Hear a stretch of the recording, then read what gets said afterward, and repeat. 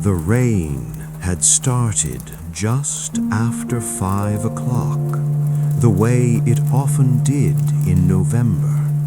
Not the dramatic sort that announces itself with thunder and fury, but the quiet, determined kind that settles in for the evening and makes no promises about leaving.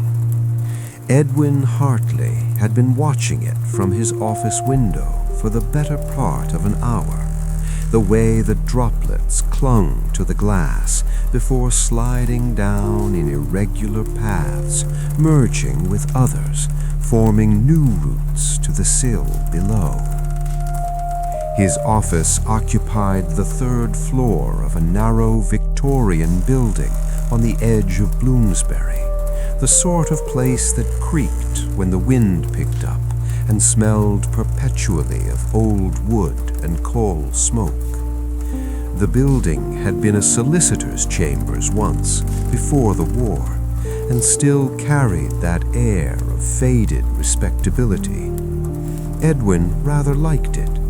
There was something honest about a place that didn't pretend to be anything more than what it was. The gas lamp on his desk had been lit since 4, casting a warm circle of light across the scattered papers and open ledger book. He'd been meaning to tidy up. Monday's correspondence still needed filing, and there were notes from the Pembroke case that ought to be transferred into something more legible.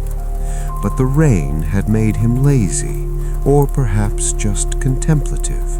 Either way, he'd spent the last 20 minutes doing very little except watching the fire in the grate and listening to it pop. The coals shifted, sending up a small shower of sparks. Edwin reached for the poker, a heavy iron thing with a worn wooden handle, and gave the fire a nudge. The wood underneath was still good and caught again with a satisfying crackle.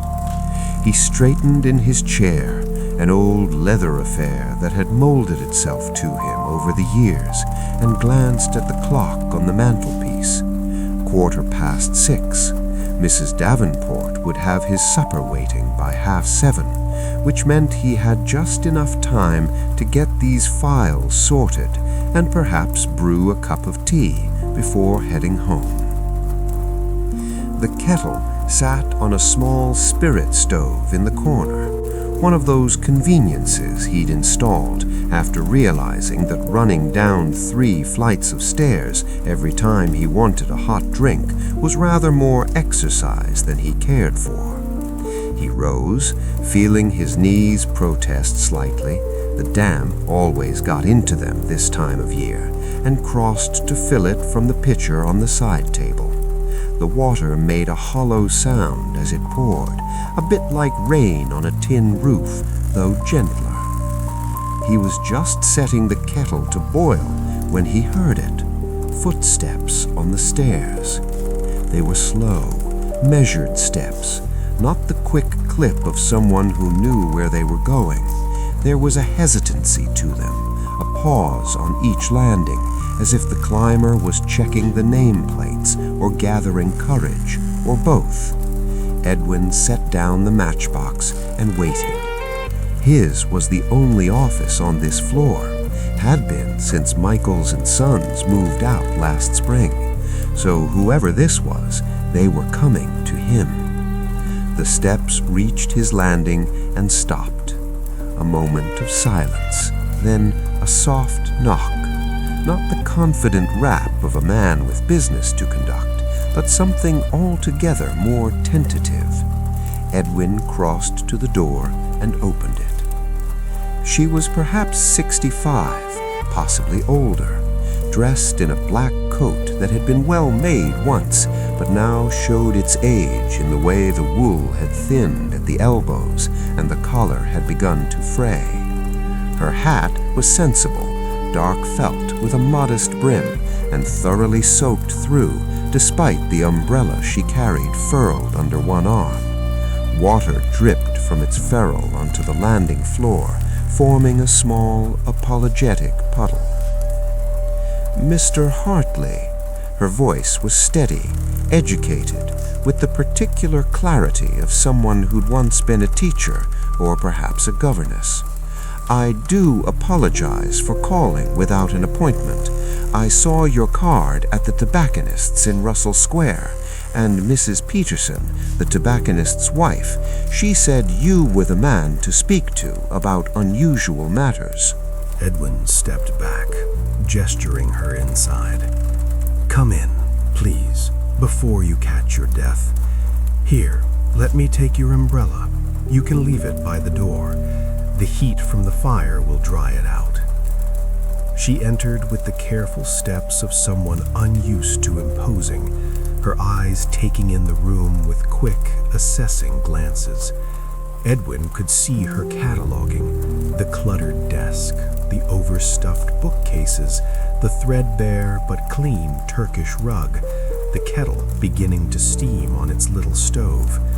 He saw her shoulders relax slightly, as if the comfortable shabbiness of the place had reassured her. Please, sit. He indicated the chair opposite his desk, the one he kept for visitors. It wasn't as comfortable as his own, but it was solid and didn't wobble. I was just about to make tea. You'll join me? That's very kind. She lowered herself into the chair with the sort of care that spoke of aching joints and long days. I'm Miss Crowthers, Miss Evelyn Crowthers. I live in Kensington, on Pembroke Gardens. Edwin busied himself with the tea things, a slightly chipped pot, 2 cups that didn't quite match, a small tin of Darjeeling that was running low. He found that people often spoke more freely when his hands were occupied with something mundane. It made the conversation feel less like an interrogation and more like a chat between neighbors. I know this must sound peculiar, Mr. Hartley. Miss Crowther's voice carried across the small room, mixing with the whistle of the kettle. I'm not in the habit of consulting investigators. To be perfectly frank, I wasn't entirely sure what sort of investigator you were. Mrs. Peterson said you specialized in unusual cases, cases that the police wouldn't touch. Edwin poured the water, watching the tea leaves swirl and unfurl in the pot. That's one way of putting it. I tend to deal with matters that fall outside the usual scope, things that seem impossible, or at least improbable. He brought the cups over, handing her one. The china was warm against his fingers. What sort of impossible thing has brought you out on such a miserable evening, Miss Crowthers? She wrapped both hands around the cup, as if drawing warmth from it, and looked at him directly.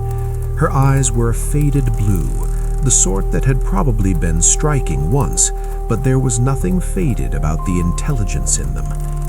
I have a suitcase, Mr. Hartley, a leather one, quite old. It belonged to my mother. She paused, took a sip of tea, then continued. 3 weeks ago, I brought it down from the attic. I thought I might sort through some of her things.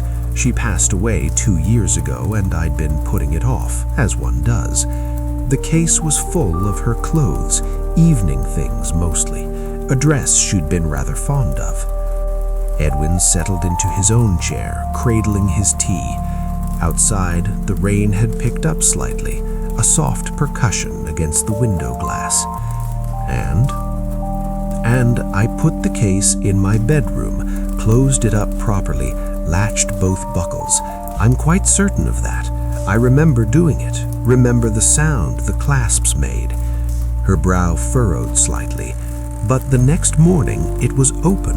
Not violently open, you understand, just ajar, the lid tilted back, the dress visible inside. Perhaps the latches were faulty. That's what I thought. Miss Crowther set her cup down on the desk with a soft click. So I examined them. They seemed perfectly sound.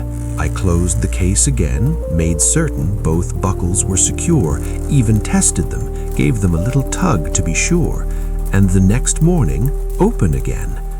Edwin leaned back in his chair, the leather creaking beneath him. This was interesting, though he was careful not to show too much enthusiasm. People who came to him with impossible problems were often already half convinced they were going mad. The last thing they needed was someone getting excited about their distress. How many times has this happened? 21 mornings, 21 times I've found it open. Her hands twisted together in her lap, a small unconscious gesture. I've tried everything I can think of. I put a lock through the buckles, a small lock, the sort you'd use on a diary. The next morning the lock was still there, still fastened, but somehow the case had opened anyway. I moved it to different parts of the room, thinking perhaps it was the floor, uneven boards, that sort of thing. No difference. I even tried placing books on top of it, heavy ones, Gibbon's Decline and Fall, all 6 volumes. And the books were on the floor the next morning, neatly arranged, mind you, not scattered, as if they'd been carefully removed and set aside. She looked at him steadily. Her eyes were a faded blue, the sort that had probably been striking once, but there was nothing faded about the intelligence in them. I have a suitcase, Mr. Hartley, a leather one, quite old. It belonged to my mother. She paused, took a sip of tea, then continued. The case has been in the family since before I was born. Mother used it for traveling, back when she did such things. She stopped going anywhere after Father died. That would have been 1898, and the case went up into the attic. I'd forgotten it was even there until I went looking for the Christmas decorations last month. And the dress inside? A flicker of something crossed Miss Crowther's face. Sadness, perhaps, or regret. Dark blue velvet, rather beautiful, actually. She wore it to the theater once, I believe, when I was very small. I have a vague memory of her in it, or perhaps I'm only remembering a photograph. Memory is a tricky thing. Indeed it is, Edwin made a note, though he wasn't entirely sure yet what he was noting. Tell me, Miss Crowther, why do you want it to stop? The opening, I mean. It's not harming anything, is it? She was quiet for a moment, and he could hear the rain more clearly in that silence, the way it drummed against the window and gurgled in the drain pipe outside. When she spoke again, her voice was softer. It feels like an intrusion, as if the case is trying to tell me something, or won't let me forget something. I've been sleeping poorly. I keep waking up, checking to see if it's happened yet. And there's something rather unsettling about a thing that won't stay closed when you want it to stay closed. It's not quite disobedience, but it's near enough to be troubling. Edwin understood that. There was something fundamentally unnerving about objects that refused to behave as objects should. It was one thing for a mechanism to break, quite another for it to break in the same specific way, night after night, with the regularity of a ritual. "I'd like to see it," he said. "The case, I mean, if you're willing to have me visit. I find it's rather difficult to investigate these matters from a distance." "I was hoping you'd say that." Miss Crowther reached for her handbag, a worn leather thing that matched her coat. "Would tomorrow afternoon suit? Say 3 o'clock? I can provide tea, and the light is good then. The bedroom faces south." 3 o'clock tomorrow. Pembroke Gardens, you said. What number? 47. Top floor. There's no lift, I'm afraid, but the stairs are manageable if you take them slowly. They stood, and Edwin retrieved her umbrella from where it had been dripping by the door. The puddle had spread slightly, creeping across the floorboards in the uneven way water does when it's following the grain of old wood. He handed her the umbrella, and their fingers brushed briefly. Hers were cold despite the tea and the fire. "I'll see you tomorrow, then." She paused at the door, looking back at him. "Do you think you can help, Mr. Hartley? Honestly." He could have given her false reassurance, could have promised a solution. Instead, he told her the truth. "I don't know yet, Miss Crowther, but I'm very curious to find out."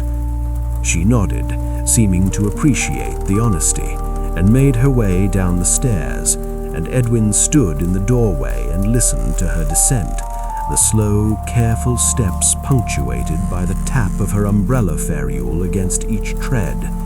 The front door opened and closed with a solid thunk, and she was gone. He returned to his desk, to the now lukewarm tea and the half-finished notes. The fire had burned down again, but he didn't bother stoking it. Instead, he sat and thought about a blue velvet dress in a case that wouldn't stay closed, about locks that held and buckles that fastened, but somehow, impossibly, failed to keep a lid down. There would be a logical explanation. There was always a logical explanation, even for things that seemed to defy logic.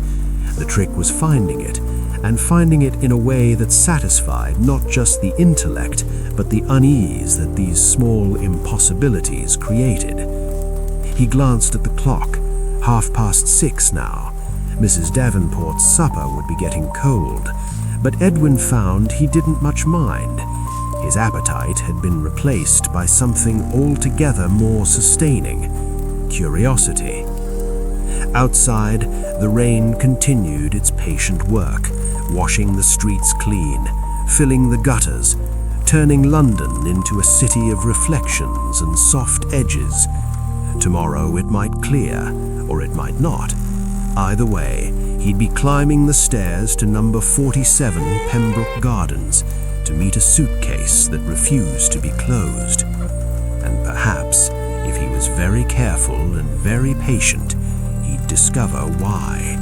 The rain had stopped sometime in the night, leaving the city washed clean and oddly hushed. Edwin took the omnibus from Bloomsbury to Kensington, watching the streets slide past the window, still damp, reflecting the pale November sky in patches of gray water that hadn't yet drained away. There was something about London after rain that always made him think of watercolors left out in the damp, all the edges gone soft, the colors muted and bleeding into one another. He got off at the stop near the gardens and walked the remaining distance, his shoes leaving dark prints on the pavement. The air smelled of wet stone and coal smoke, and somewhere nearby, someone was burning leaves, that particular autumn scent that was half nostalgia, half melancholy. Pembroke Gardens was the sort of street that had been fashionable once and was now merely respectable. Tall, terraced houses in cream-colored brick, their facades showing the soot of decades, but still maintaining a certain dignity about it.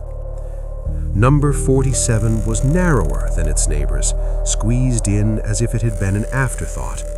The front steps were worn smooth in the centers, dished out by countless feet over the years.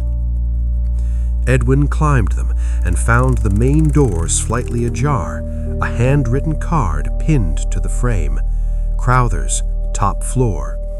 He pushed through into a dim entrance hall that smelled of old carpets and boiled cabbage from someone's lunch.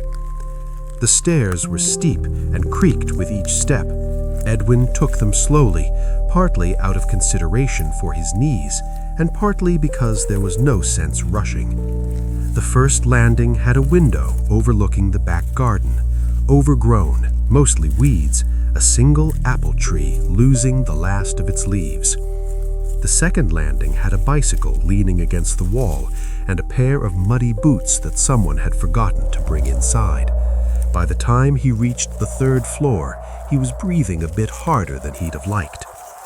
Miss Crowther must have heard him coming. She opened the door before he could knock, dressed today in a gray wool dress that was neat and plain, her hair pinned up in a style that probably was fashionable around the time of the Jubilee. "Mr. Hartley, punctual. I do appreciate that." She stepped back to let him in. "Come through, please. I've put the kettle on." Her flat was small but scrupulously tidy, the sort of place where everything had its position and had occupied that position for so long that moving it would seem like a violation of natural order. The sitting room was just large enough for a settee, 2 chairs, and a small table by the window. Lace curtains filtered the afternoon light into something pale and diffuse, and Edwin could see the rooftops of the neighboring houses, their chimney pots standing like sentries against the white sky. "The bedroom's through here." Miss Crowther led him down a short corridor lined with photographs in matching frames. Family portraits mostly, the sort where everyone looked stiff and vaguely uncomfortable. "I haven't closed the case since yesterday morning. I thought you'd want to see it as it opens itself." The bedroom was larger than he'd expected, with a high ceiling and a window that did indeed face south, though the November sun wasn't providing much warmth. The furniture was old, a wardrobe of dark wood, a dressing table with a clouded mirror, a narrow bed with a chenille coverlet, and on a straight-backed chair in the corner, exactly as Miss Crowther had described, sat the suitcase. Edwin's first thought was that it looked entirely ordinary. Brown leather, scuffed and cracked with age, the sort of case you might see in any railway station or hotel lobby. The brass buckles had oxidized to a dull greenish color, and the corners were reinforced with metal plates that showed dents and scratches, evidence of a life spent being loaded onto trains and carriages, shoved into luggage racks, stacked in the holds of ships. But it was the way it sat there, lid tilted back at perhaps 60 degrees, that gave him pause. There was something almost expectant about it, as if it were waiting for someone to pack it, to fill it with the necessary things for a journey. "May I?" Edwin gestured toward the case. "Of course, that's why you're here." He approached it slowly, drawing his gloves from his pocket, thin kidskin, worn soft with use. He always wore gloves when examining objects. Partly it was practical, to avoid damaging evidence with the oils from his skin, but partly it was ritual, a way of marking the transition from ordinary observer to careful investigator. The dress inside was visible even from several feet away. Dark blue velvet, as Miss Crowther had said, but what she hadn't quite conveyed was the quality of it. This hadn't been some cheap theater costume. The fabric had a depth to it, the sort that only came from expensive dye and careful weaving. Even folded and creased as it was now, it held that particular richness that good velvet had, like looking into deep water. Edwin ran his gloved fingers along the case's exterior first, feeling the texture of the leather. It was dry, brittle in places where the finish had worn through to the hide beneath. The surface was covered with fine cracks, like the glaze on old pottery, and here and there he could see the ghost outlines of travel labels that had been removed, white rectangles where the leather had been protected from years of handling and sunlight. "Your mother traveled quite a bit then." He kept his voice conversational, not looking up from his examination. "When I was young, yes, she and my father went to Italy twice, and once to Switzerland. This case went with them. After father died, she stayed home, said she'd had enough of foreign hotels and incomprehensible menus. The buckles were the sort that fed through metal loops and fastened with a simple catch. Edwin tested them carefully. The leather straps were stiff but intact, and the catches clicked shut with a firm, decisive sound. Nothing loose, nothing broken that he could immediately see. He released them, and they sprang open with a sharp snap that made Miss Crowther flinch slightly. "Sorry, didn't mean to startle you." It's quite all right. I've been rather jumpy about the whole business. Edwin crouched down. His knees protested, but he ignored them to examine the hinges at the back of the case. This was where things got interesting. The hinges weren't the simple affairs you'd find on a cheap piece of luggage.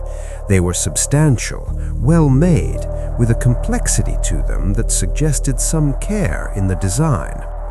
He could see the pins that held the hinge plates together, and between the plates, just visible in the gap, the glint of what looked like coiled springs. Did your mother have this made specially? It's not a common design. Miss Crowther moved closer, peering over his shoulder. I don't know. It's possible. She did have things made to order sometimes. She was particular about quality. Father indulged her in that. Edwin took his magnifying glass from his coat pocket. It was nothing fancy, just a decent lens in a tortoiseshell frame, but it did the job. He held it close to the hinge mechanism, tilting the case slightly to catch the light. There, inside the hinge, he could see the springs clearly now, 3 of them, tightly wound spirals of steel wire. They were nested in channels cut into the hinge plates, and they showed signs of age. The metal had oxidized in places, leaving brown stains around the brass. But the springs themselves appeared intact. More than intact, they looked functional, still holding their tension despite decades of compression and release. The hinges have springs in them, he said, half to himself and half to Miss Crowther. Rather sophisticated for a piece of luggage. You'd normally only see this sort of thing in watch mechanisms or specialized instruments. What do springs do? They store energy. When something compresses them, they push back, rather like a coiled snake, if you'll forgive the image. He straightened up, his knees clicking. The question is, what are they pushing against and why?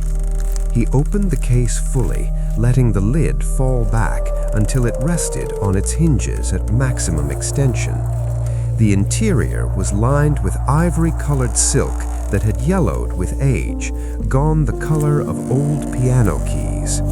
The fabric was gathered and pleated in places, creating a quilted effect, and he could see where the threads had come loose in the corners. The whole thing smelled of lavender and something else, a deeper, mustier scent that was probably just time itself. The velvet dress lay folded at the bottom. Edwin didn't touch it immediately.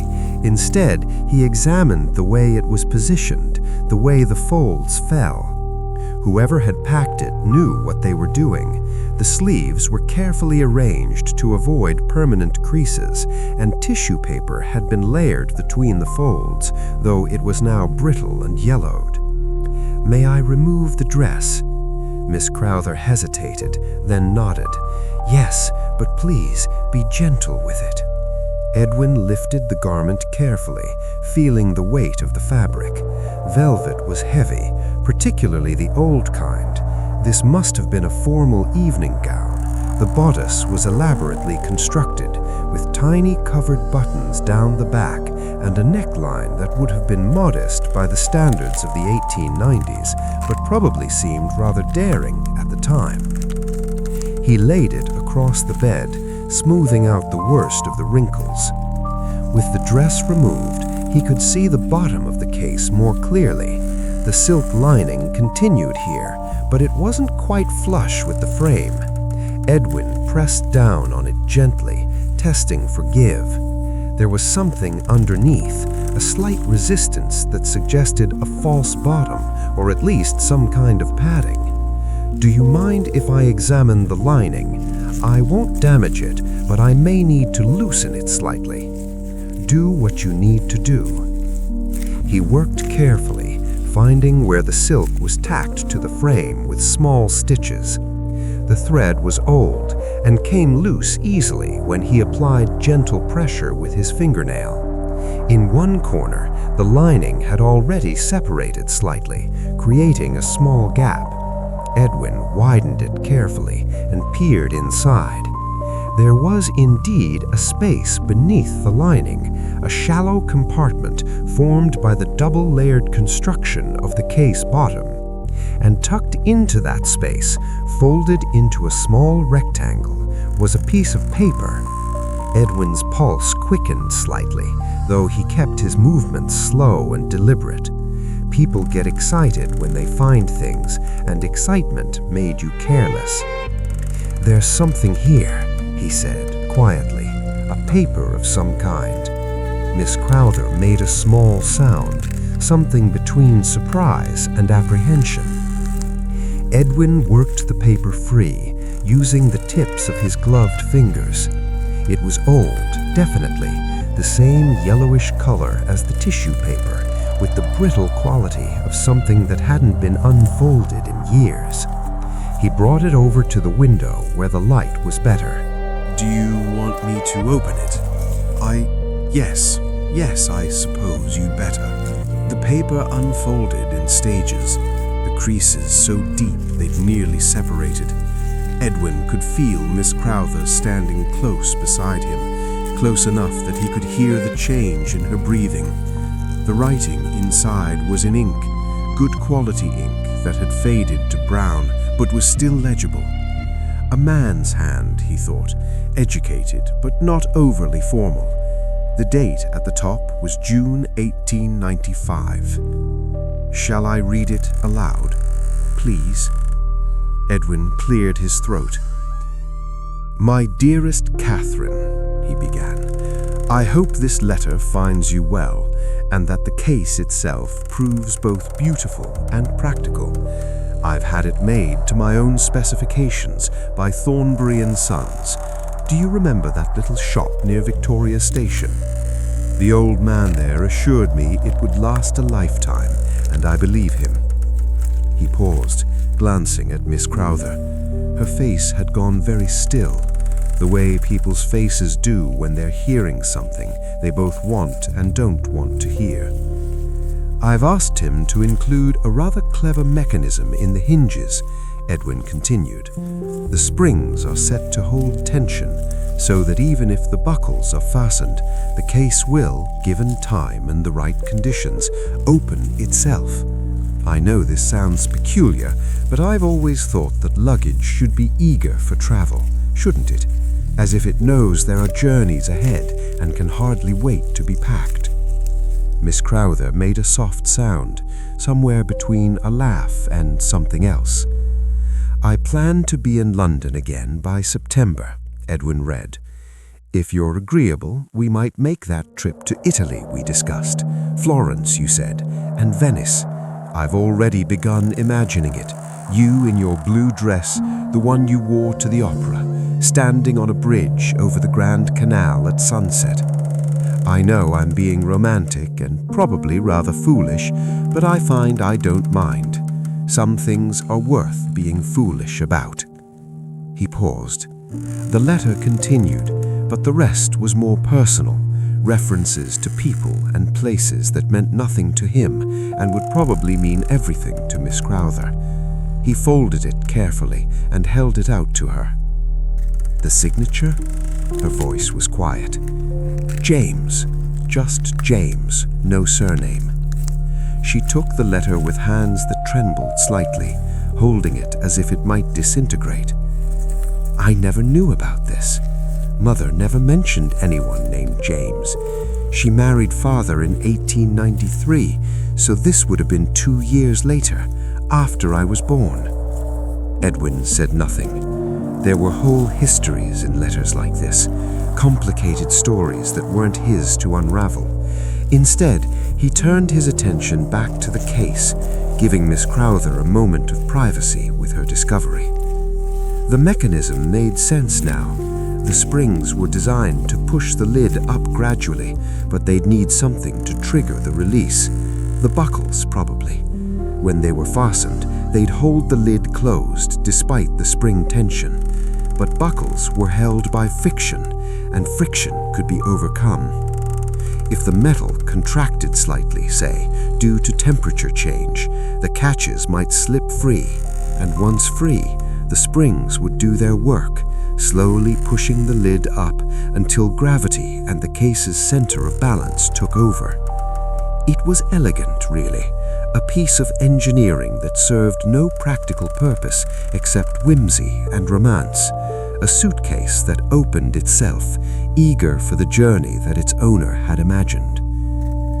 "Your bedroom gets cold at night," Edwin said, more statement than question. Miss Crowther looked up from the letter. "Yes, the heat doesn't rise this far very effectively. I usually have an extra blanket on the bed. And during the day it warms up, especially with the southern exposure." "I suppose so. I've never really thought about it." Edwin nodded slowly, the pieces arranging themselves in his mind. "I think I know what's happening. The buckles are held closed by friction, metal against leather, but metal contracts when it gets cold.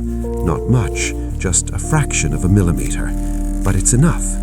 At night, when the temperature drops, the buckles contract slightly, the catches slip, probably around the coldest point of the night, somewhere between midnight and dawn.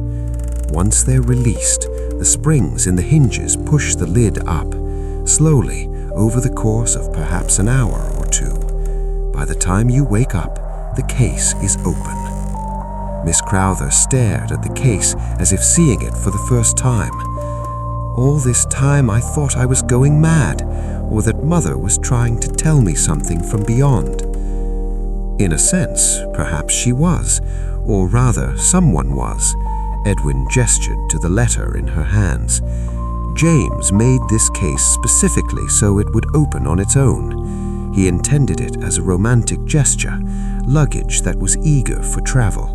But he couldn't have known that the case would end up spending most of its life in an attic, or that it would be brought down decades later into a room where the temperature fluctuates enough to trigger his clever mechanism night after night." "The journey that never happened," Miss Crowther said softly. "Yes." They stood in silence for a moment.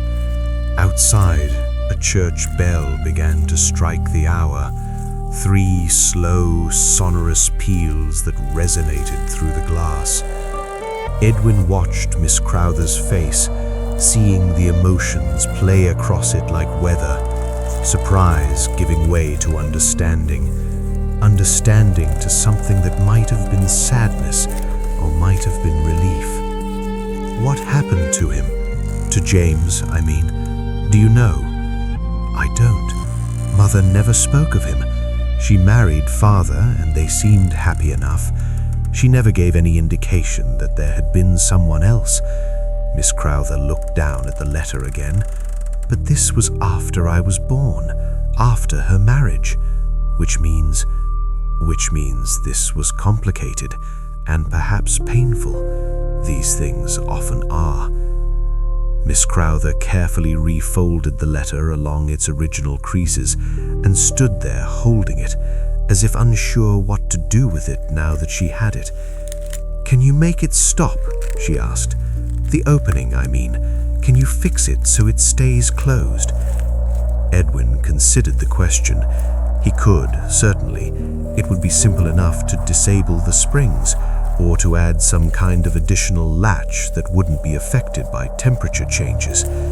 But standing there in the thin afternoon light, looking at this woman who had lived her whole life in the shadow of her parents' respectable marriage, who had inherited a suitcase full of secrets and a dress that had never been worn on the journey it was meant for, he found himself reluctant to offer the obvious solution. "I could," he said slowly, "but if I might make a suggestion, have you thought about simply letting it open? Not fighting it, I mean. You could leave the buckles unfastened, let the case do what it was designed to do." She looked at him with surprise. "But then it would just sit there, open all the time. Would that be so terrible?" Miss Crowther didn't answer immediately. She crossed to the bed where he'd laid the velvet dress and ran her fingers over the fabric, the way one might touch something precious and half forgotten. The light from the window fell across the blue velvet, bringing out depths in the color, not just blue, but layers of blue, navy and sapphire, and something almost purple in the shadows of the folds. "She never wore this," she said, "not after Father died. She told me once that she was saving it for a special occasion, but the special occasion never came. She died with it still packed away, waiting. And now it's unpacked," Edwin said gently. "The case has opened. Perhaps that's what it's been trying to do all along, finish the work it was made for." Miss Crowther was quiet for a long while. Edwin didn't push. He'd learned that people needed time with these things, needed to arrive at their own understanding in their own way. He busied himself with examining the buckles again, giving her that time, listening to the sounds of the building around them, someone walking overhead, a door closing downstairs, the creak and settle of old wood adjusting to the afternoon temperature. "I think," Miss Crowther said finally, "I think I'd like to wear it." Edwin looked up, surprised. The dress? Yes, not out anywhere, just to wear it. She never did, and it seems a terrible waste. Beautiful things aren't meant to stay folded in cases. She smiled slightly, a bit rueful. Even cases that open themselves. "I think that's a fine idea. Will you stay for tea, Mr. Hartley? I promised you tea and I haven't even put the kettle on yet. I got rather distracted by everything. I'd be glad of a cup if it's no trouble." They left the bedroom, Miss Crowther carrying the letter carefully, Edwin leaving the case as it was, open, with the dress draped across the bed like an invitation or a memory, or perhaps just a beautiful thing finally allowed to be seen. The sitting room felt warmer after the sparse bedroom, and Miss Crowther busied herself with the tea things, while Edwin settled into one of the chairs by the window.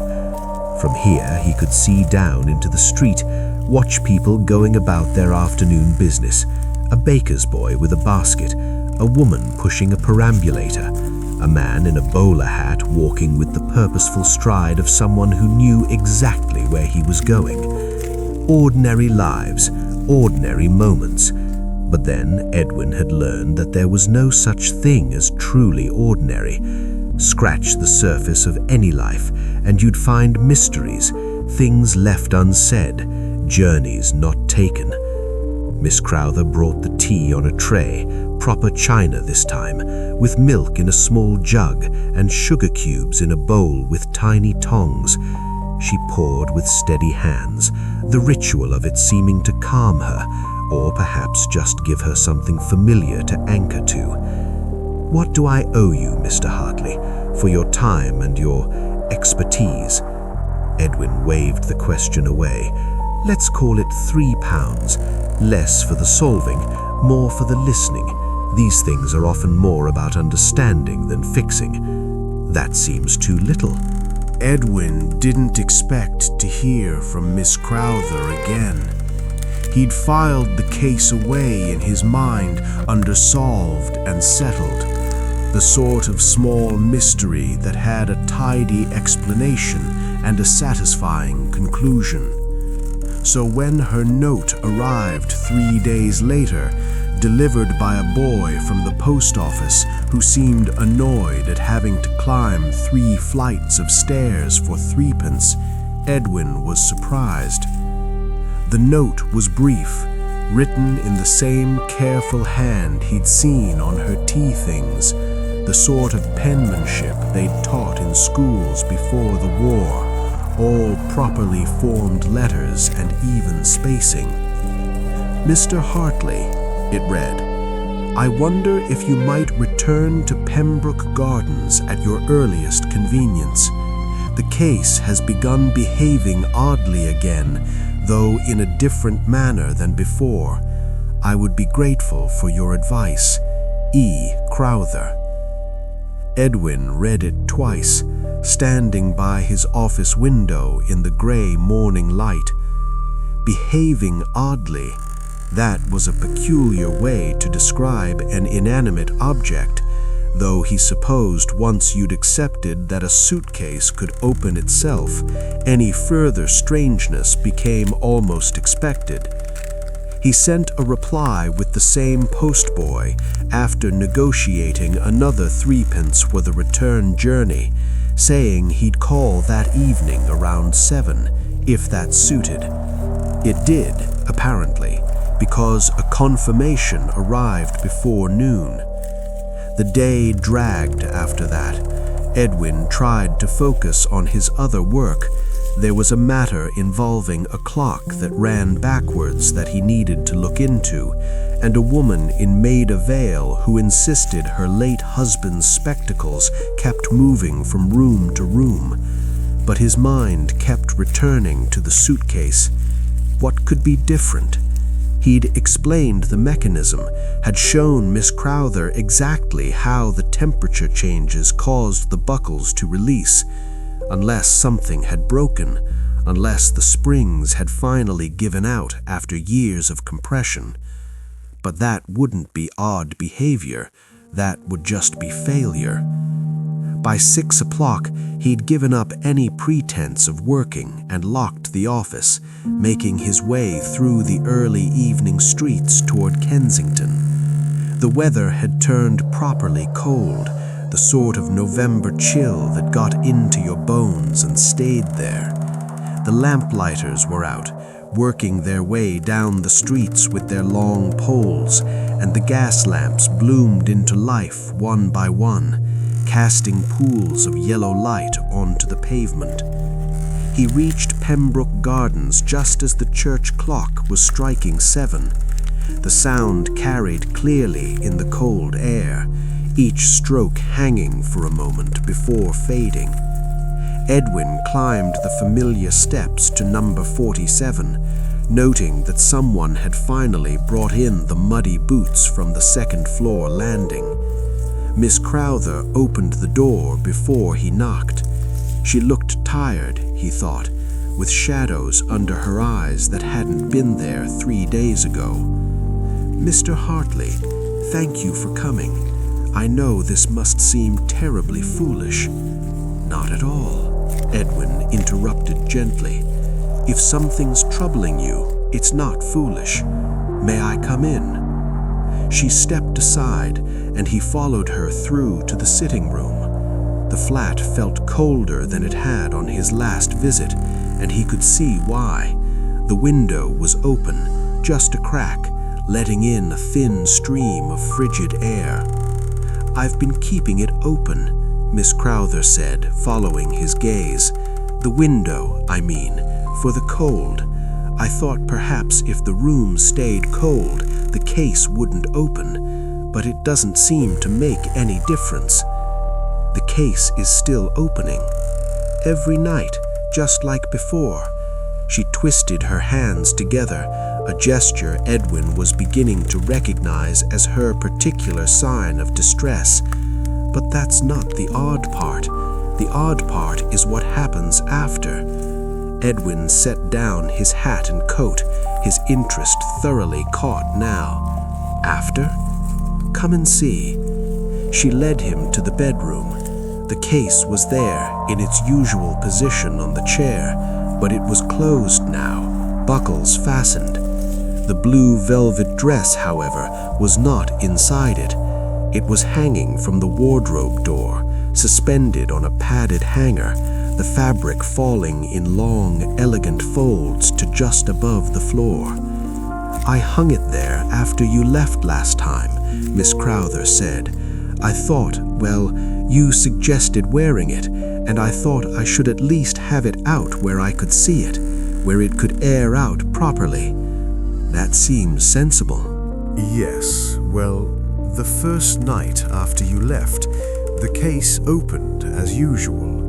I came in the next morning, and there it was, lid tilted back, empty except for that yellowed tissue paper. I thought perhaps that was the end of it, You'd explained the mechanism. I'd removed the dress. Case closed, so to speak. She gave a small, humorless laugh. But the next night, it opened again. And the night after that. Every night for 3 nights now. Edwin approached the case slowly, examining it without touching. It looked exactly as it had before. Same worn leather, same oxidized buckles. That makes sense, actually. The mechanism doesn't know the dress is gone. The springs will still push against the lid. The temperature will still cause the buckles to contract. The case will keep trying to open, whether there's anything inside or not. Yes, I understand that, but there's more. Miss Crowther moved to stand beside the wardrobe, one hand reaching out to touch the dress, but not quite making contact. Last night, I woke up around 3 in the morning. I don't know why. I'm usually a sound sleeper, but something woke me. And when I got up to fetch a glass of water, I glanced in here and... She trailed off, and Edwin waited, giving her time to find the words. The dress was different, not moved exactly, but the way it was hanging, the folds had shifted, and there was a scent, very faint but definitely there. Lilac, Mother's perfume. She always wore lilac. Edwin felt a small prickle at the back of his neck, the sort he got when a case was about to become more complicated than he'd anticipated. Could you have imagined it, 3 in the morning, half asleep? I thought that too, so last night I stayed awake. I sat in the chair in the corner, the one by the window, and I watched.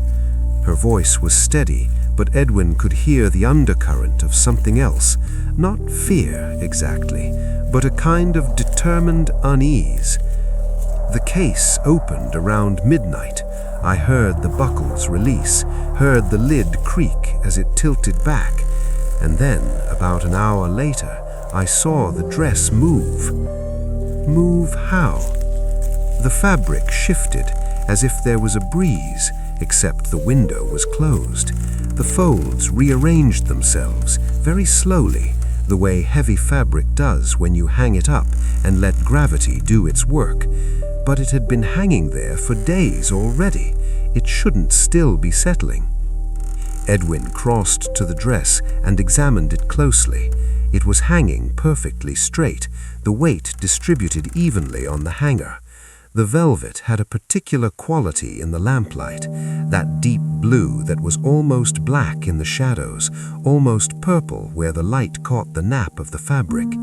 He leaned in, breathing carefully through his nose, trying to detect any scent.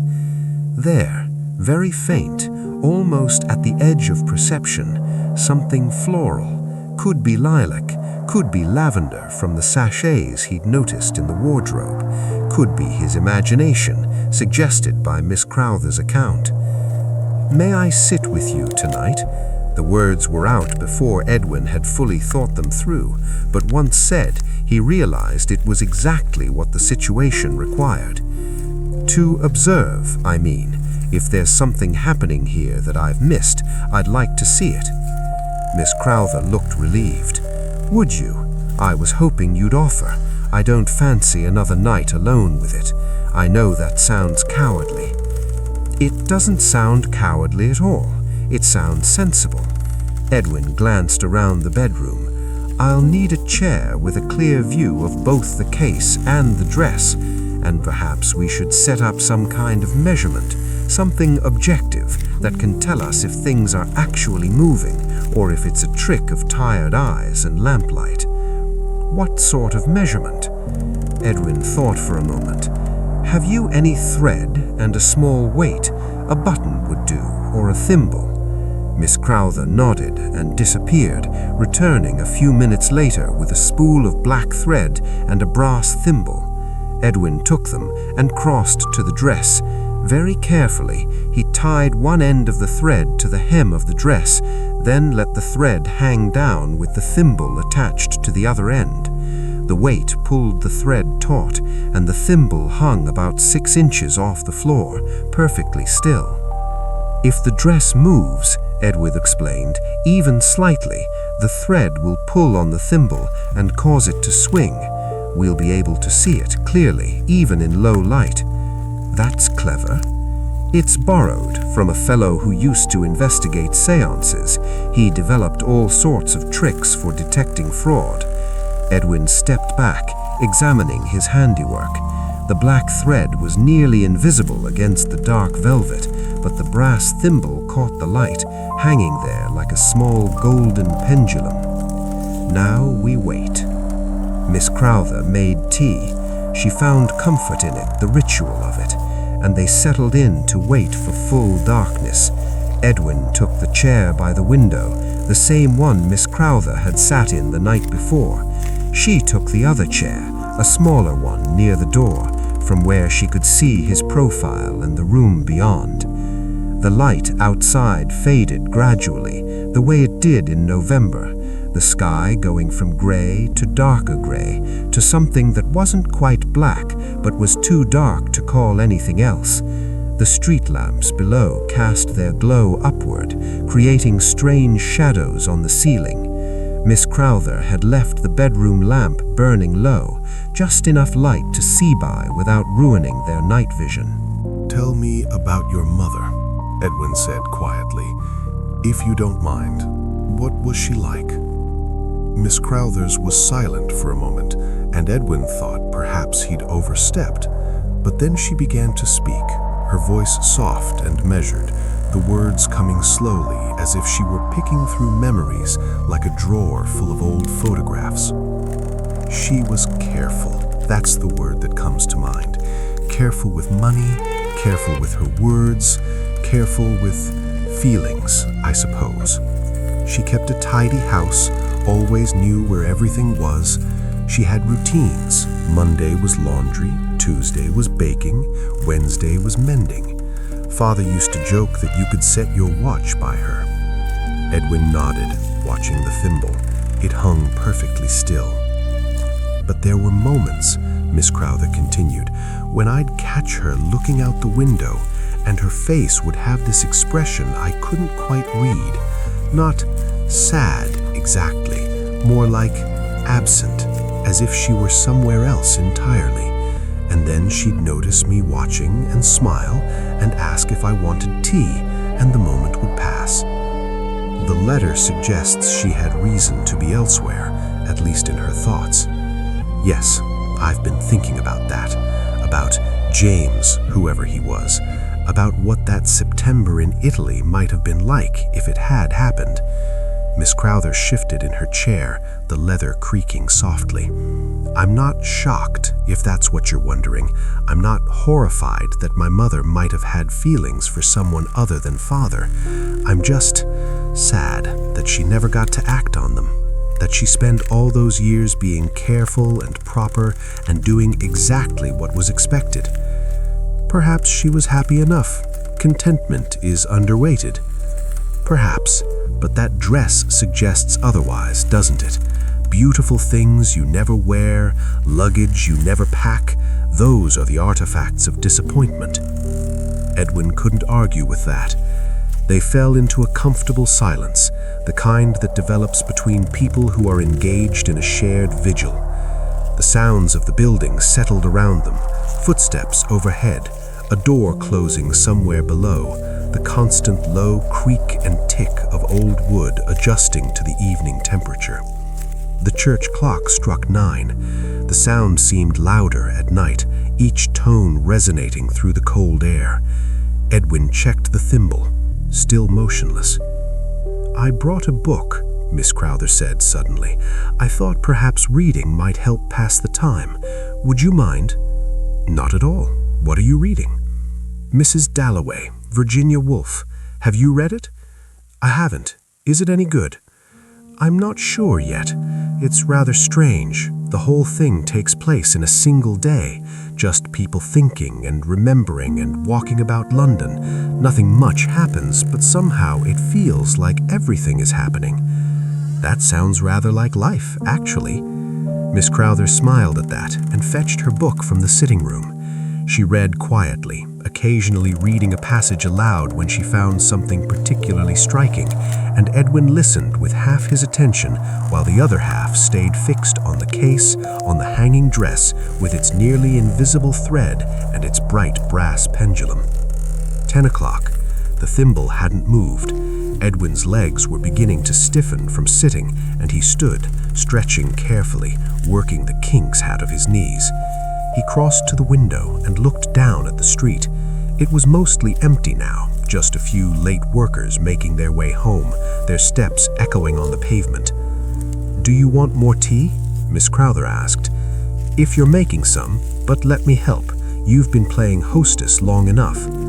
They went to the kitchen together, a narrow galley of a room with a gas cooker and a small sink.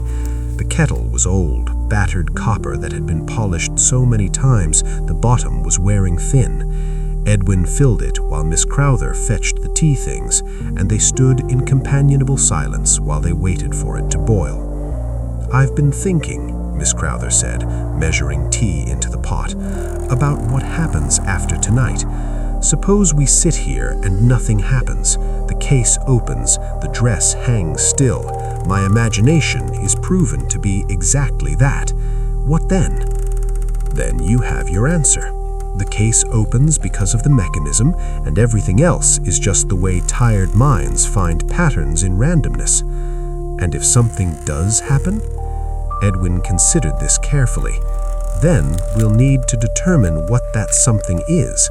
There's usually an explanation, Miss Crowther. It might not be immediately obvious, and it might not be comfortable, but it's there. You don't believe in ghosts." It wasn't a question, but Edwin answered it anyway. "I believe in things I don't yet understand. Whether that's the same as believing in ghosts, I couldn't say." They carried the tea back to the bedroom and resumed their positions. 11 o'clock came and went. Edwin found his attention starting to drift the way it always did on long vigils. His mind wandered to other cases, other nights spent waiting for impossible things to reveal themselves. The locked room in Hampstead, where books kept rearranging themselves, turned out to be vibrations from the underground, plus a very specific pattern of shelving that created instability. The house in Chelsea, where the same dream kept recurring to different occupants. Carbon monoxide from a faulty flue, producing nearly identical hallucinations. There was always an explanation.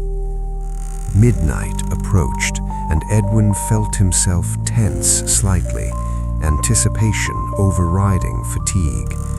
This was when the case should open, when the temperature had dropped enough for the metal to contract. Right on schedule, he heard it. First a soft click as the first buckle released, then a second click. Then the slow creak of hinges as the lid began to tilt back, pushed by those patient springs that had been waiting all day for exactly this moment. Edwin rose quietly and crossed to the case. In the dim light, it looked almost alive, the lid rising like something waking up, stretching. He could see the springs now, visible in the gap of the hinges, still holding their tension after all these years. Whoever this James had been, he'd commissioned excellent work. The lid came to rest at its full extension, and the room fell silent again. Edwin checked his watch. 5 past midnight.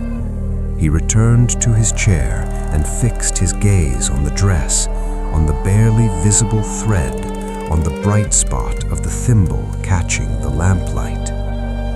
An hour passed. The thimble hung motionless. Miss Crowther had set aside her book and was watching too, her hands folded in her lap, her breathing slow and even. Edwin found himself counting breaths, both hers and his own, using the rhythm to stay alert. 1:15, 1:30. The building continued its nocturnal settling, a symphony of small sounds, wood contracting in the cold, pipes ticking as water cooled in them, the wind finding its way through gaps in the window frames. 1:45. Edwin blinked, realized his eyes had been closed for a moment. Not sleep exactly, but that hazy state between waking and dreaming where time becomes elastic. He focused on the thimble, willing it to move or stay still. He wasn't sure which. And then at 2 o'clock exactly, he'd know it was exactly because he heard the church bell strike. The thimble moved. It was subtle, just a slight swing to the left, but it was definite. Edwin sat up straighter, his fatigue evaporating instantly. Beside him, he heard Miss Crowther's sharp intake of breath. The thimble swung back to center, then to the right, a pendulum motion that gradually dampened until it hung still again. The swing had been perhaps 2 inches total, side to side, small but unmistakable. Edwin was on his feet immediately, crossing to the dress.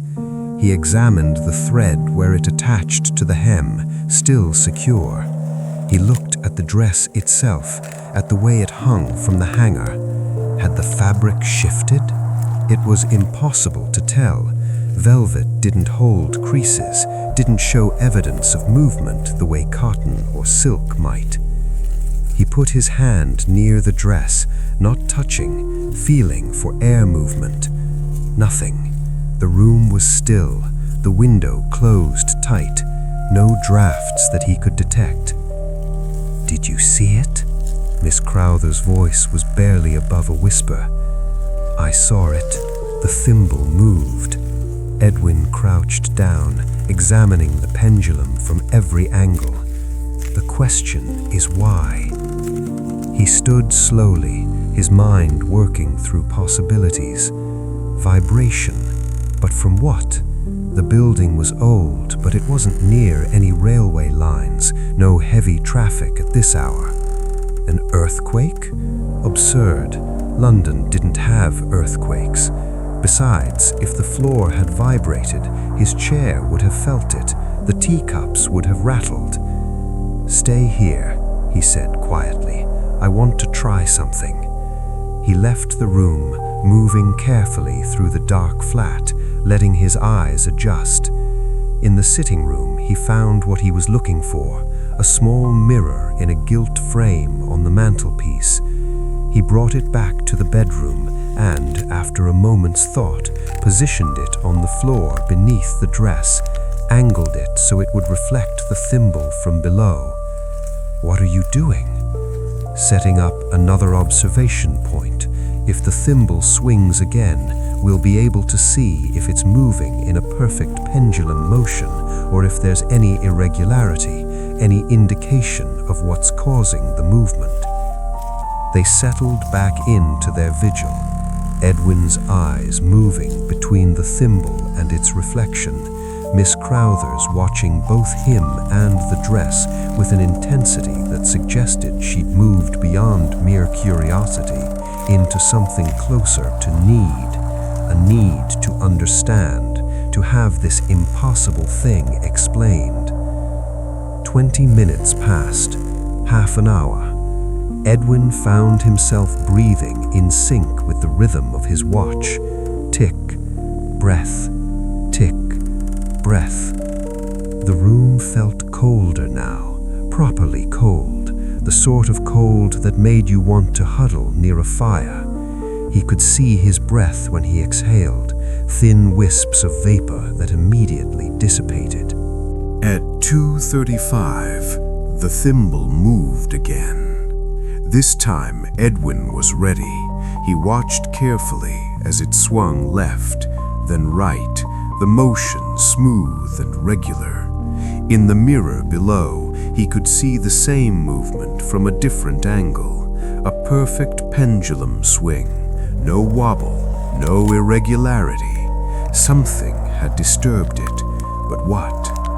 And then he saw it, in the mirror, just barely visible at the edge of the reflection. The hem of the dress had moved. Not much, just a slight shift, but enough to pull the thread and set the thimble swinging. Edwin stood and approached the dress, moving slowly, trying not to disturb any air currents. He examined the fabric carefully, running his gloved hand along the velvet without actually touching it, feeling for what, he wasn't sure. The scent was stronger now, definitely floral, definitely perfume, though whether it was lilac or something else, he still couldn't say with certainty. But it was there, real, not imagined. "The dress moved," Miss Crowther said. "I saw it this time. The hem shifted."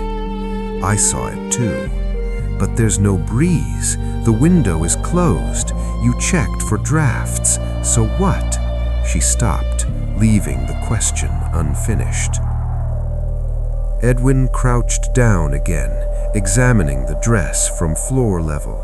From this angle, he could see something he'd missed before. The dress wasn't hanging quite straight.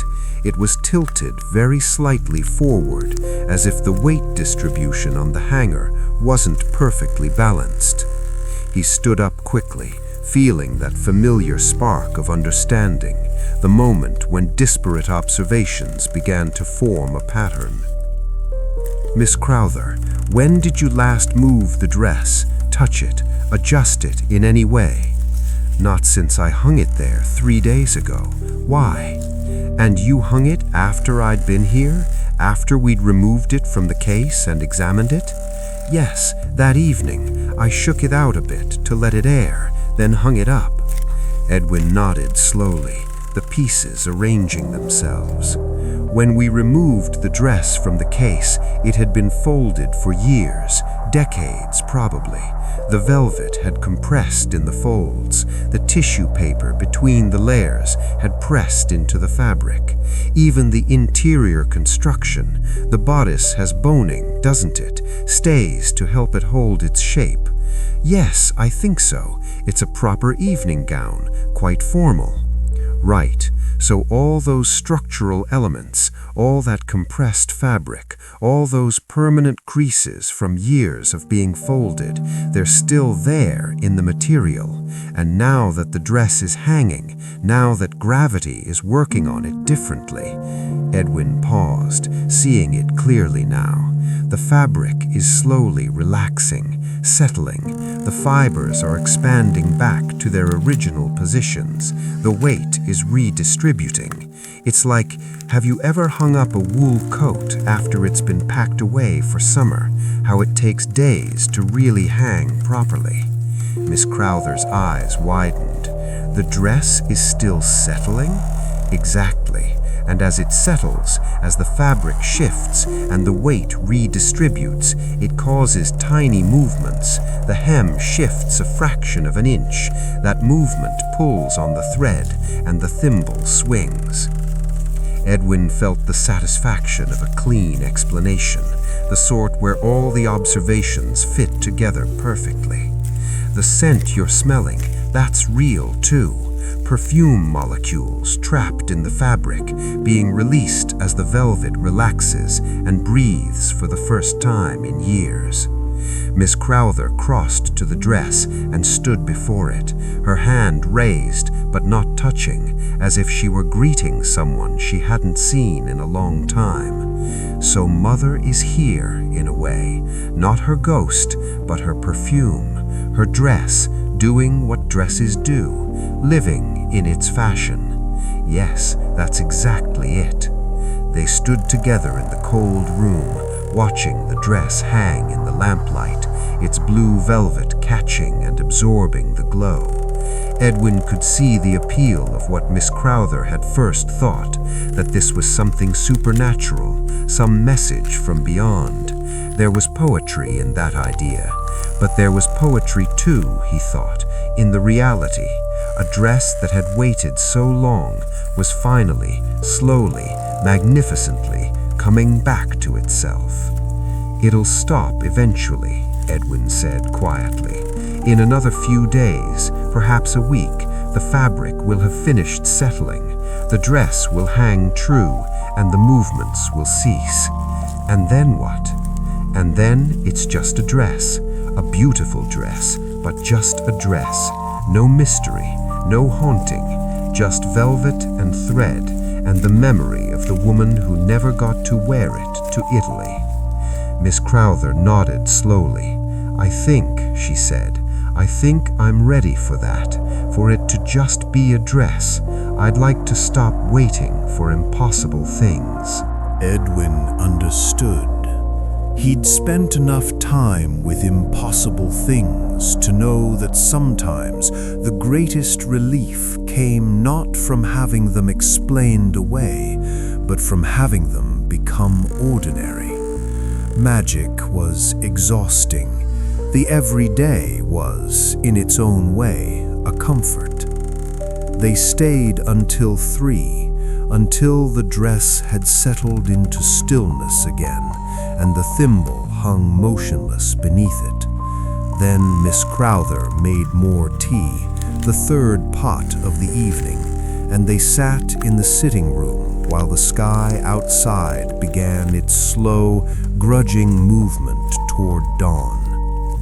"Thank you," Miss Crowther said, wrapping her hands around her cup, "for sitting with me, for explaining, for not thinking me foolish." "You're not foolish. You're observant, and you trusted your observations. That's never foolish. And your fee, I owe you for 2 visits now. Let's call it £5 total, 2 nights' work, and the satisfaction of solving a genuinely interesting problem. That still seems too little, perhaps, but you've provided excellent tea and even better company. That counts for something." As the first gray light began to seep around the curtains, Edwin gathered his things and prepared to leave. Miss Crowther saw him to the door, and they stood for a moment in that awkward space where a professional relationship has become something slightly more, not quite friendship, but something warmer than mere acquaintance. "What will you do?" Edwin asked. "With the dress, I mean, once it's finished settling." Miss Crowther smiled, a real smile that reached her eyes. "I think I'll wear it. Not anywhere special. I'm too old for grand occasions, but perhaps just here, in the flat. Put it on and stand at the window and imagine what it would have been like to go to Italy, to wear this dress on a bridge over the Grand Canal at sunset, the way James imagined. I think your mother would have liked that." "Yes, I think she would have." Edwin made his way down the stairs one last time, his footsteps echoing in the quiet building. Outside, the street was empty, the lamps still burning, though dawn was coming. He could see his breath in the cold air, could feel the tiredness settling into his bones. But it was a good tiredness, the kind that came from work well done. He'd given Miss Crowther what she needed, not just an explanation, but permission to move forward, to take the dress from mystery to memory, to something she could actually wear and inhabit, to finish the journey that had been started so long ago by a man with a romantic gesture and a woman who'd never had the chance to accept it. The omnibus wouldn't be running for another hour yet, so Edwin walked, his hands in his pockets, watching the city wake up around him. Milk carts on their rounds, early workers heading to their shifts, the smell of coal fires being lit, bread baking, ordinary magic, the kind that happened every morning and would happen every morning after. Some journeys, Edwin thought again, take longer than others, but the arrival, when it finally came, was no less meaningful for the wait. Edwin didn't hear from Miss Crowther for nearly a fortnight. Then an invitation arrived.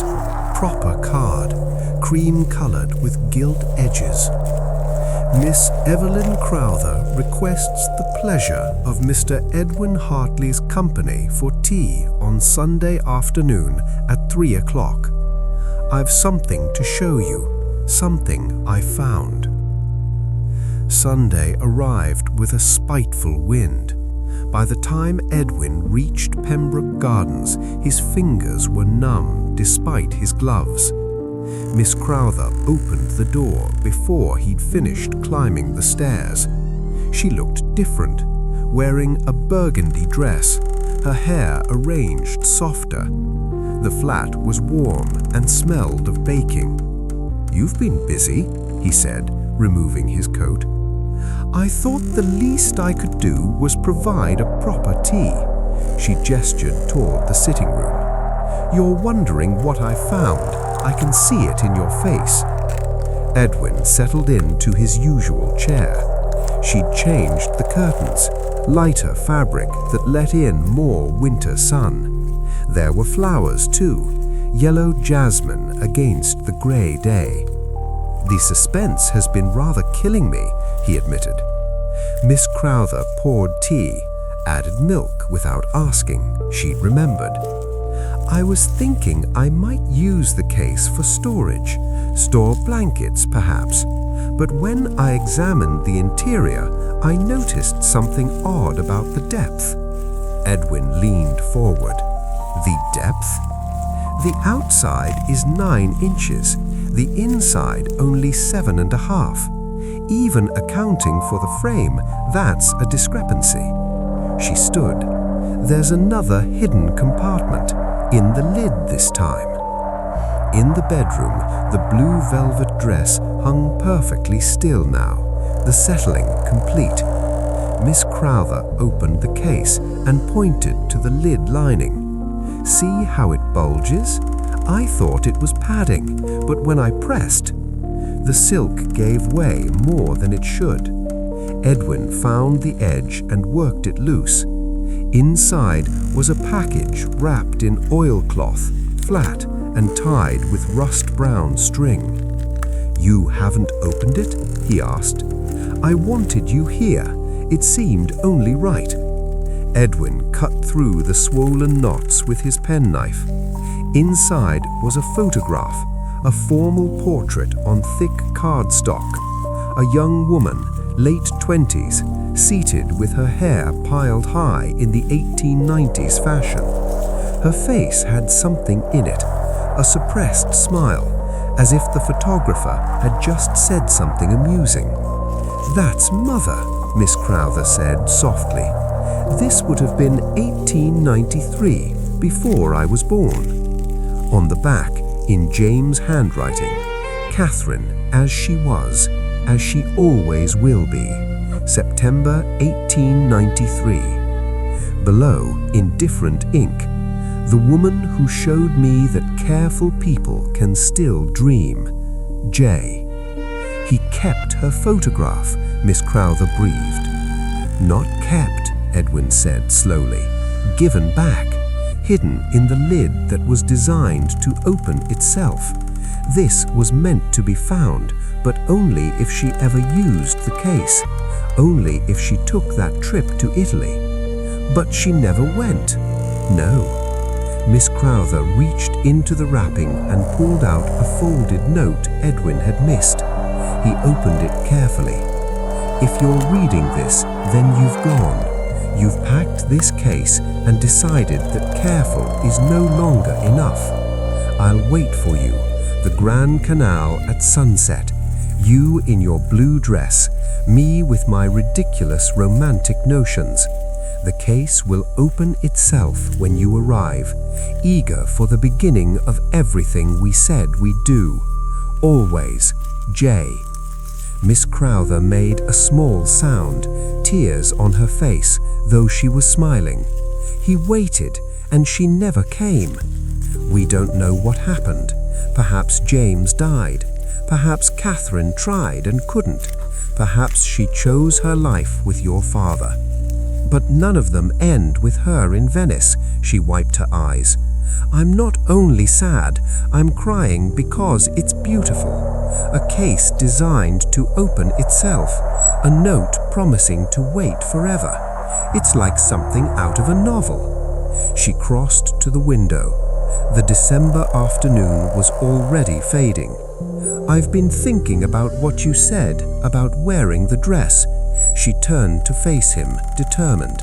I'm going to go. To Italy. To Venice. Edwin felt something catch in his chest. Venice in winter isn't particularly. I don't care if it's cold.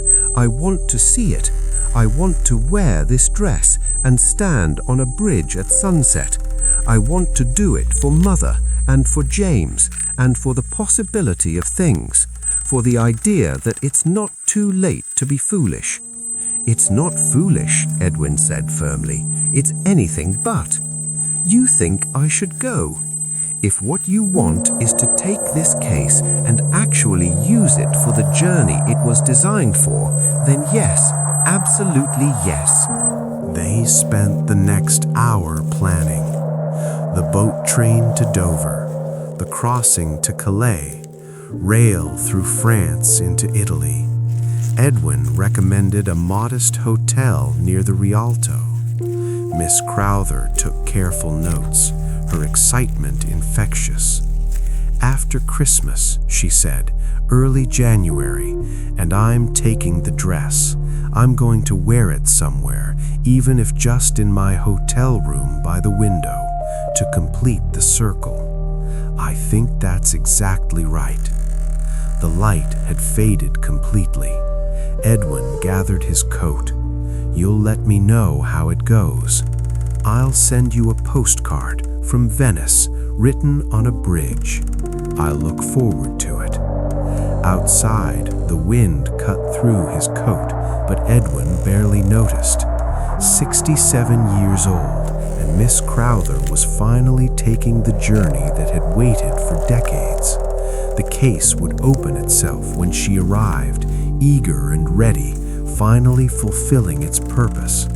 Some cases didn't end with the solution, they ended with the beginning of something else entirely. Back in his cold office, Edwin pulled out his notebook and wrote, "Found in lid, photograph and note from James. Case designed to reveal its secrets gradually. Client departing for Venice in January. Case will finally serve its intended purpose. Note to self, some mysteries are solved not by explaining them away, but by seeing them through to completion. The answer isn't always in understanding how something works. Sometimes it's in understanding what it's meant for." He closed the notebook and sat in the darkness, listening to the building settle. Outside, a church clock struck 8, each note distinct in the frozen air. He thought about Miss Crowther planning her journey, about James with his romantic engineering, about Catherine in her photograph, young and on the verge of everything, and about a blue velvet dress finally going to Venice after all these years. Different wearer, different decade, but the journey nonetheless. The promise kept, even if not in the way anyone had imagined. Time to head back to Mrs. Davenport's warm kitchen. Time to let this case close properly, with a sense of completion that went beyond mere explanation.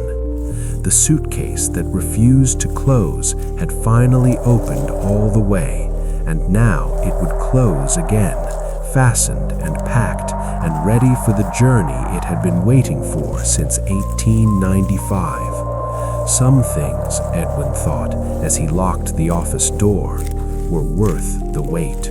January came in cold and stayed that way. Edwin spent the first weeks of the new year working through his usual run of cases. A mirror in Clerkenwell that showed reflections several seconds delayed. A set of bookends in Islington that kept migrating across the room. But part of his attention was elsewhere. He found himself wondering whether Miss Crowther had actually gone through with it, whether she'd packed that case and boarded the boat train and made her way south through France into Italy. He'd half expected her to change her mind. 67 wasn't young, and Venice in January would be brutal. Cold fog rolling off the lagoon, damp that got into everything, the sort of chill that no amount of layers could quite keep out. It would have been perfectly reasonable for her to postpone until spring, or to abandon the idea altogether once the initial excitement wore off. But 3 weeks into January, on a Tuesday morning so gray it barely qualified as morning at all, a postcard arrived. Edwin knew what it was before he picked it up from where Mrs. Davenport had left it on his breakfast table. The image on the front, hand-tinted, slightly garish in the way postcards always were, showed the Grand Canal at sunset, the water reflecting pinks and oranges that Venice's actual winter sunsets probably never quite achieved. The buildings rose from the water in impossible vertical lines, windows glowing gold, gondolas scattered across the foreground like careful punctuation marks. He turned it over. Miss Crowther's handwriting, smaller than usual to fit the limited space. Mr. Hartley, I have arrived. The case opened itself on my first night, just as James promised it would. Tomorrow, I wear the dress. Wish me courage. E.C. That was all. No details about the journey, no description of the hotel or the city or how she was managing, just those few lines, written in what Edwin recognized as the particular breathlessness of someone who'd done something brave and was still adjusting to having done it. He propped the postcard against the sugar bowl and sat looking at it while his tea went cold. The case had opened itself. Of course it had. The mechanism would work wherever the case happened to be, responding to temperature the same way in Venice as in Kensington. But there was something profoundly right about it opening there, in Italy, on Miss Crowther's first night, as if the case knew, as if 30 years of waiting had finally led to this moment. "News from a friend?" Mrs. Davenport asked, refilling his cup from the pot she kept warm on the stove. "A client. She's gone to Venice." "Venice? In January? She must be mad or wealthy, probably both." "Neither, actually, just determined." Mrs. Davenport made a non-committal sound and returned to her kitchen, leaving Edwin alone with the postcard and his cooling breakfast. He tried to imagine Miss Crowther in Venice, walking the narrow streets, crossing the bridges, standing in front of her hotel window looking out at water that had been there for 1,000 years. Tried to imagine her unpacking the case, finding it already open when she woke that first morning, the lid tilted back as if in greeting. And tomorrow she'd wear the dress, the blue velvet that had waited so long, that had settled in the wardrobe, that held Catherine's perfume and Catherine's dreams, and now would held Miss Crowther's courage instead. Edwin finished his breakfast quickly and headed to the office. The day was fully gray now, the sort of January morning where the light never quite convinced you it was actually daylight. The streets were quiet, too cold for anyone who didn't have pressing business, and Edwin's footsteps echoed on the pavement as he walked. The office was frigid when he arrived. He got the fire going, feeding it carefully until the flames took hold, then sat at his desk and pulled out his files. But his attention kept drifting back to the postcard, which he'd slipped into his jacket pocket. He took it out several times, reading it again, studying the garish sunset on the front, wondering what Venice really looked like at this time of year. The day passed slowly. Edwin made notes on the mirror case. He was fairly certain it had to do with the silvering process, some peculiarity in the backing that caused a delay in the reflection, and drafted a letter to the gentleman in Islington about his migrating bookends. But his heart wasn't in it. He kept thinking about Miss Crowther, about the dress, about a journey completed 3 decades late. By 4 o'clock, the light was already fading. Edwin gave up any pretense of working and went home early, stopping at a chop house near Russell Square for supper.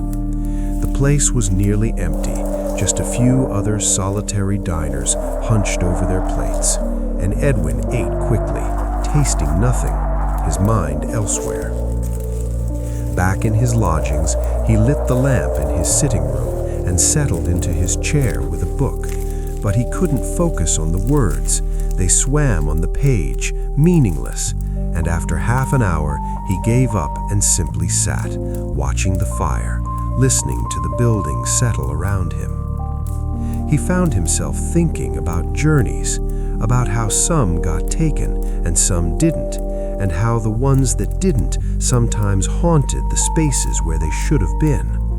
Catherine had never gone to Venice, but the shape of that untaken journey had stayed behind, packed away in a case, folded into a dress, hidden in a photograph. And now, all these years later, someone else was taking it instead.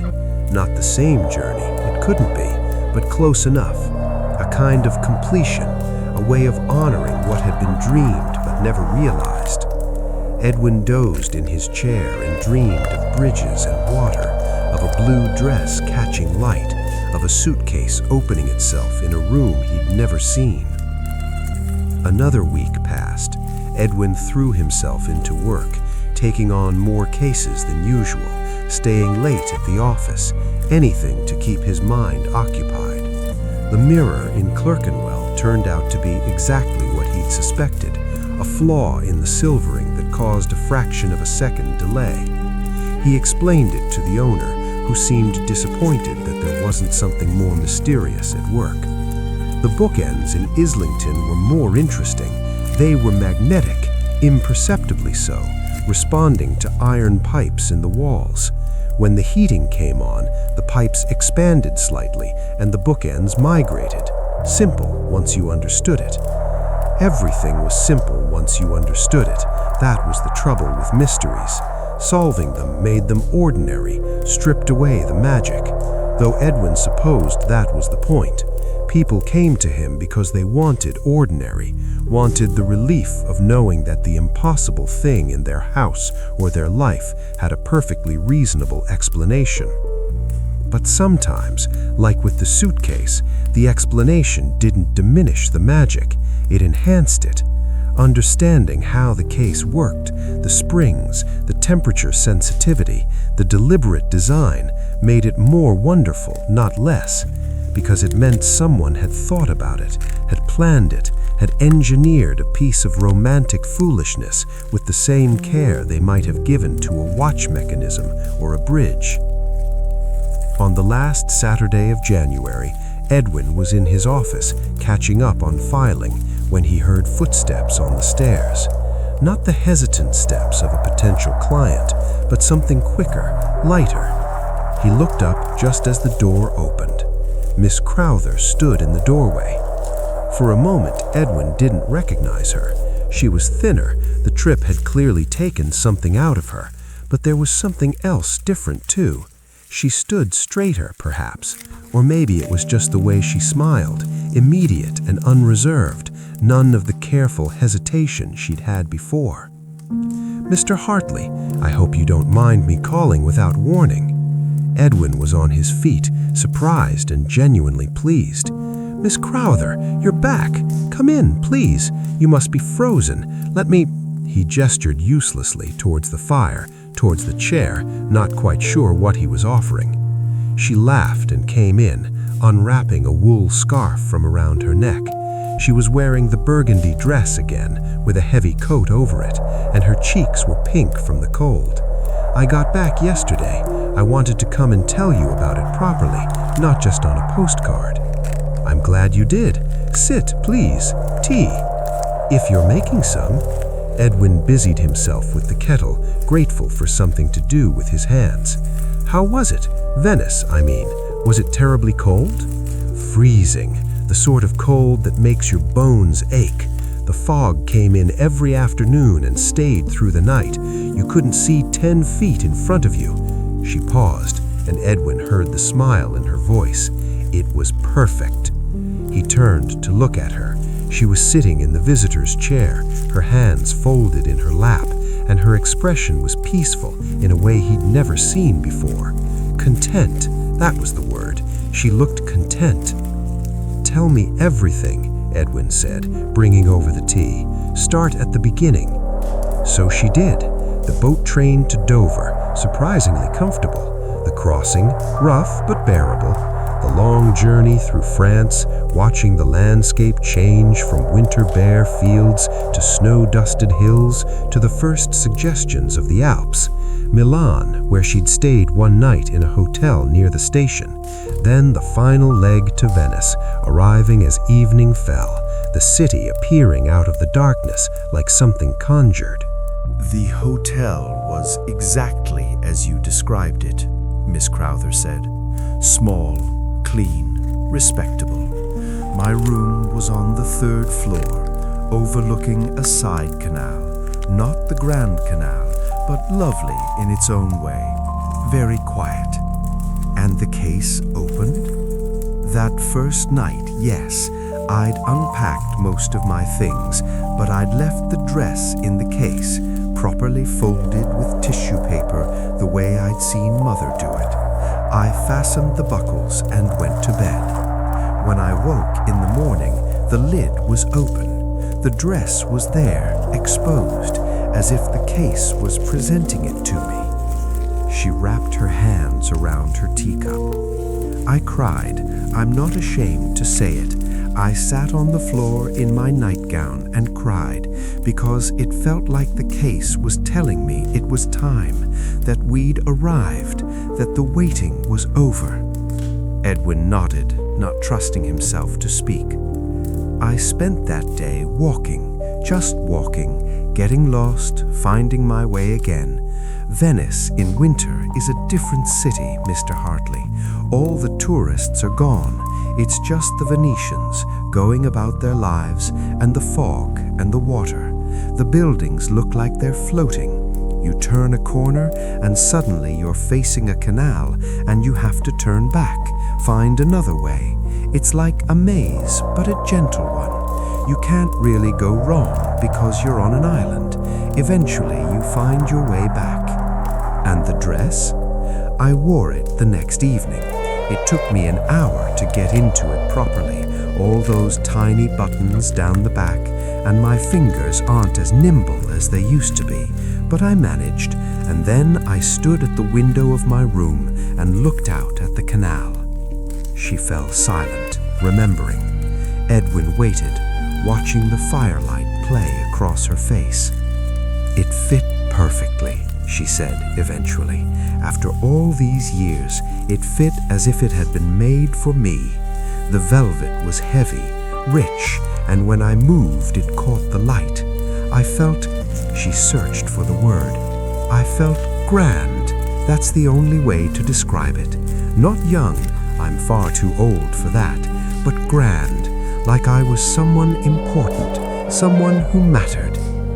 "You wore it just in the room?" "I did. I put it on, and I stood at the window, and I watched the fog roll in, and I thought about Mother, and about James, and about all the journeys that never happen. And then I thought about the one that did, the one I was on, and I realized that it didn't matter that I wasn't 27 and beautiful like Mother was in the photograph. It didn't matter that James wasn't waiting for me on some bridge at sunset.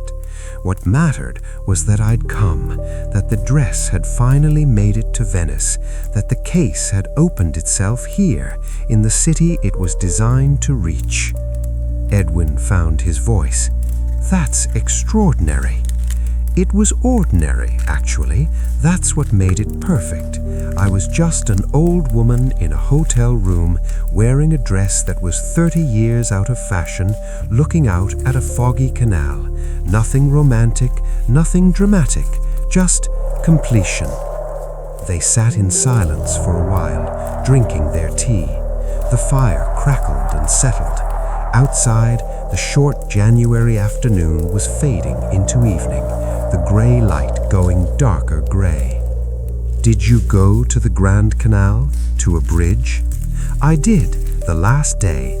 I wore my regular clothes. It was far too cold for velvet, but I walked to the Rialto and stood in the middle of the bridge and looked out at the water.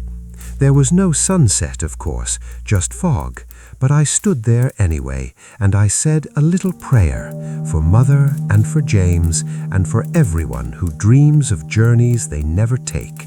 And then I smiled and went back to the hotel and had a very large dinner and slept for 12 hours. And the case? Did you bring it back? Of course, packed properly, everything folded, all the buckles fastened. It's at home now, back in its spot in my bedroom. I expect it'll keep opening itself every night. The mechanism doesn't care where it is, after all. But I don't mind anymore.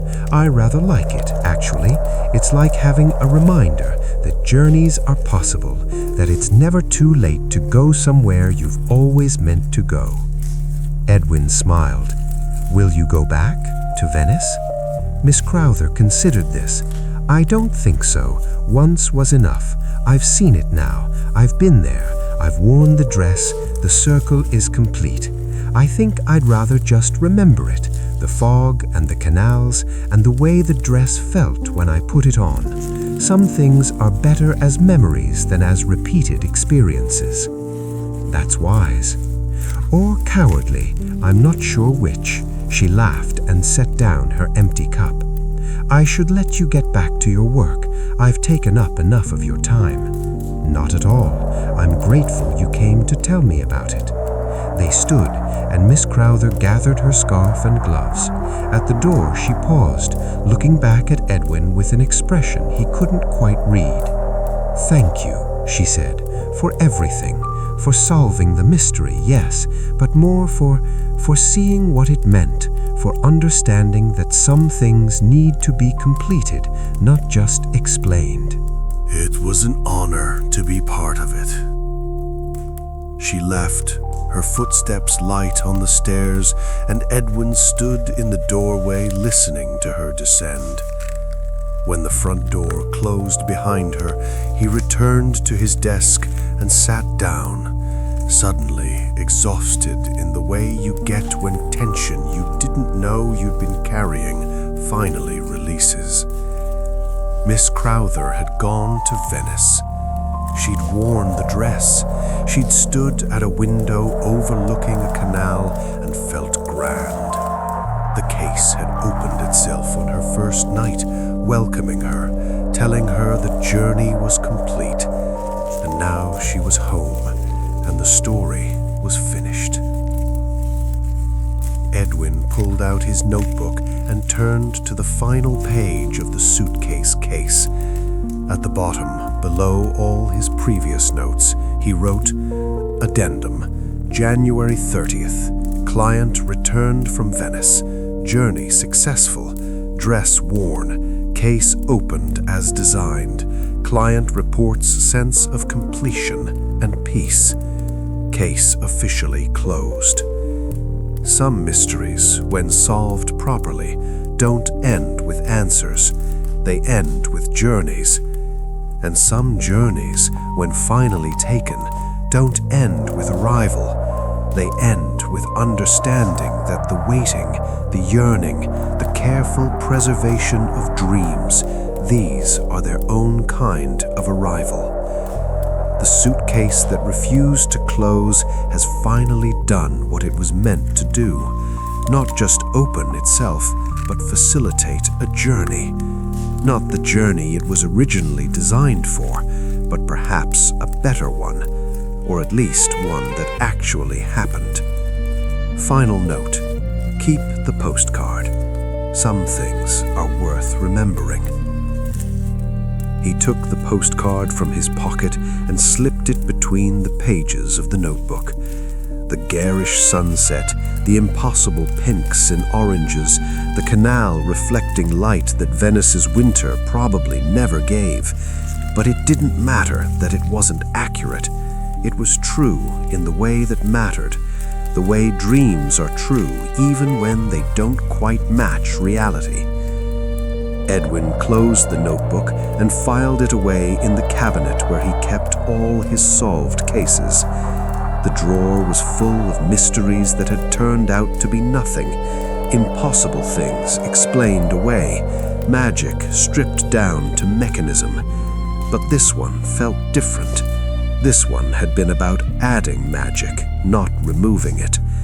About taking a mechanism and letting it do the magical thing it was designed to do.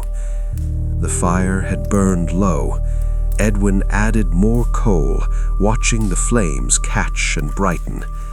Outside, full darkness had fallen, and he could see his reflection in the window glass, an ordinary man in an ordinary room doing ordinary work.